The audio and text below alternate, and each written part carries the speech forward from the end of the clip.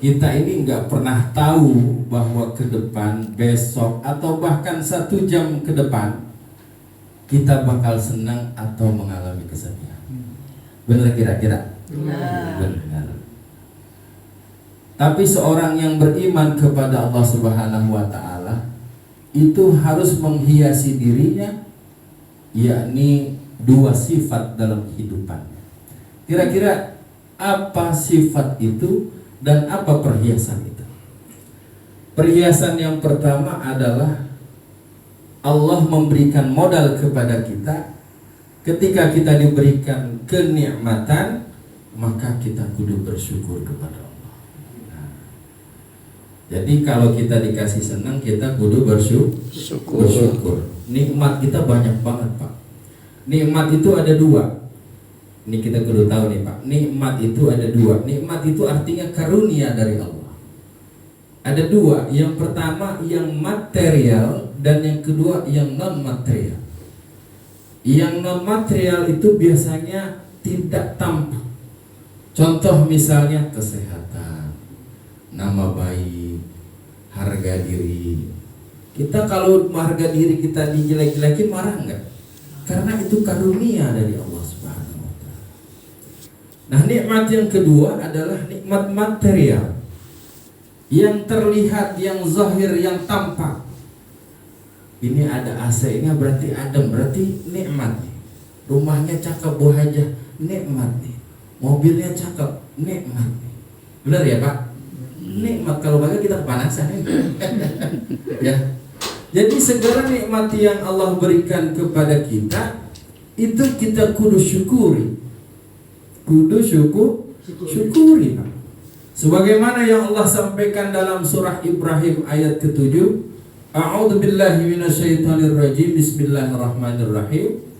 Wa ijta'ajna rabbukum la in syakartum la azidannakum wa la in kafartum inna 'adzabi lasyadid. Hafal enggak itu surat? Hafal, udah di luar kepala itu kita. Artinya apa?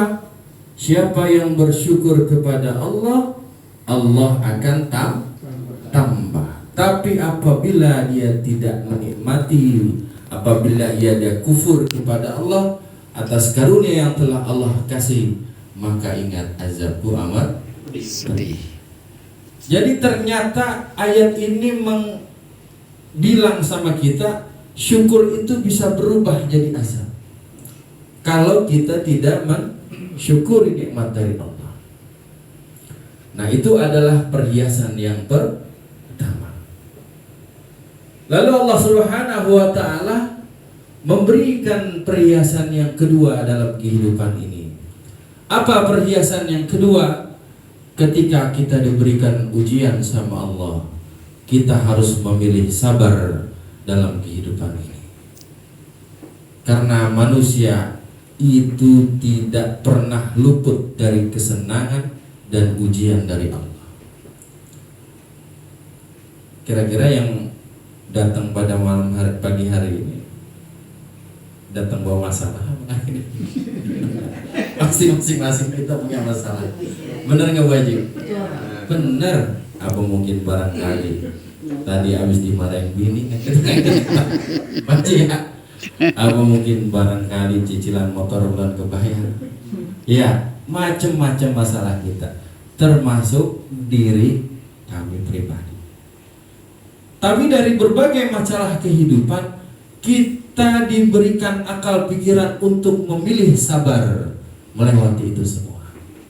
Kata Allah, la yukallifullahu nafsan illa wus'aha. Tidak akan aku kasih ujian kecuali engkau bisa melewatinya.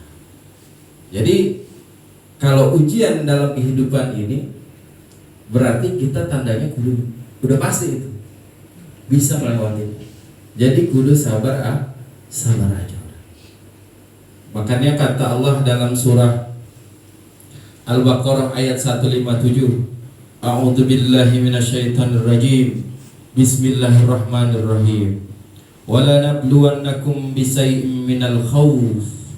Dan aku uji engkau dengan rasa takut. Jadi takut itu ternyata ujian dari Allah. Takut inilah, takut itulah. takut ono lah. Takut itu terkena ujian. Wal khauf wal ju', dari rasa lapar, takut kagak makan, takut ini, takut itu, segala-galanya itu bagian ujian. Wa naqsim minal amwal, dari kekurangan harta. Wal anfusi was samarat, dari kekurangan kehilangan jiwa dan buah-buahan. Bahkan ketika jiwa ini hilang pun itu bagian dari ujian dari Allah Subhanahu wa ta'ala. Lalu bagaimana rumus kehidupan kita bisa melewatinya? Allah udah sampaikan. Ketika kita diberikan ujian dalam kehidupan ini, Allah kasih rumus. Apa rumusnya? Kata Allah dalam surat Al-Baqarah, Allah sampaikan di ayat ke-153, Allah sampaikan, fadkuruni adkurukum waskuruli wala takfurun, innallaha ya ayyuhalladzina amanu ista'inu bis-sabri was-salah, innallaha ma'as sabirin. Siapa yang dikasih ujian sama Allah, itu kita diminta untuk sabar dan sholat. Jadi sabar dulu Pak. Kalau dihantam ujian udah kita sabar aja dulu. Sabar, emang udah Allah yang kasih. Mau bagaimana lagi? Benar ya Pak? Lalu yang kedua rumusnya adalah kita minta pertolongan Allah dengan sholat kepada Allah Subhanahu wa ta'ala. Karena keutamaan orang yang ketika dihadapkan ujian itu dia memiliki berbagai macam keutamaan. Keutamaan orang yang ketika dikasih ujian, yang pertama adalah kata Allah dalam surat Az-Zumar ayat 10, innallaha a'udzu billahi minasyaitonir rajim, bismillahirrahmanirrahim, innama yuwaffas sabiruna ajrahum bighairi hisab. Sesungguhnya hanya orang-orang yang bersabarlah yang akan mendapatkan pahala tanpa batas. Jadi orang-orang yang bersabar itu akan mendapatkan pahala tanpa batas Pak, unlimited. Mungkin barangkali kalau kita sholat kita mendapatkan pahala 27 derajat. Mungkin barangkali kalau kita sedekah kita mendapatkan 700 kali lipat.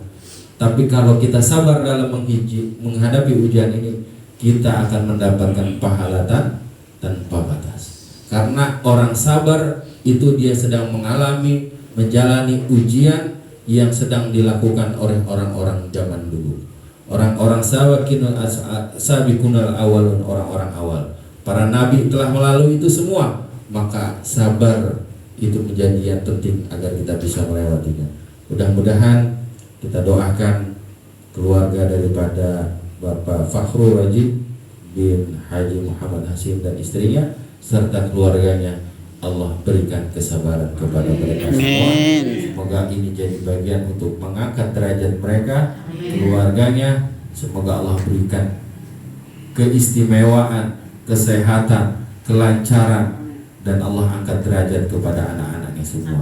Mudah-mudahan kita semua yang hadir pada pagi hari ini juga Allah berikan kemudahan, kesehatan, kelancaran, keberkahan hidup, dan rahmat dari Allah Subhanahu wa ta'ala.